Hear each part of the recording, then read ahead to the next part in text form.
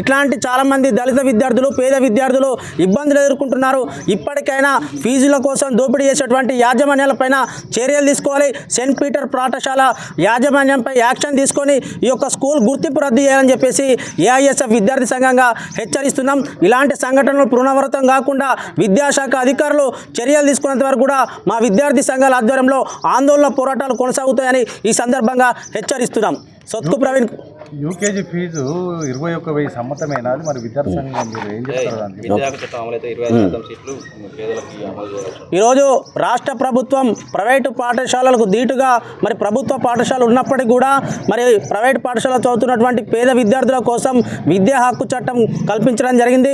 దాంట్లో 25% పేద విద్యార్థులకు ఉచిత విద్య అందించాలని చెప్పేసి అమల్లో ఉన్నప్పటికీ కూడా ఇక్కడ ఉన్నటువంటి అధికారులు ఇక్కడ ఉన్నటువంటి ప్రైవేట్ పాఠశాల యాజమాన్యం ఆ యొక్క నిబంధనలు అనుసరించినటువంటి పరిస్థితి. మరి కేవలం యూకేజీకే మరి 21,000 ఫీజు ఉంటుందా?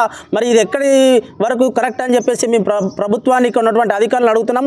అంతేకాకుండా యూకేజీకి సంబంధించి 22,500 రూపాయలు, అదేవిధంగా అడ్మిషన్ ఫీజు 5,000 రూపాయలు, అదేవిధంగా బుక్స్ ఫీజు 8,000 రూపాయలు, వ్యాన్ ఫీజు 8,000 రూపాయలు, టోటల్ 40,000 రూపాయలు ఈరోజు ఒక తరగతి యూకేజీ చదవాలంటే ఆ పరిస్థితి ఉంది. కాబట్టి ఇప్పటికైనా విద్యాశాఖ అధికారులు ఇలాంటి ధనార్జనే దోపిడిగా పాల్పడుతున్నటువంటి సెయింట్ పీటర్ స్కూల్ యాజమాన్యాన్ని గుర్తింపు రద్దు చేయాలని చెప్పేసి మేము విద్యార్థి సంఘాలుగా డిమాండ్ చేస్తున్నాం.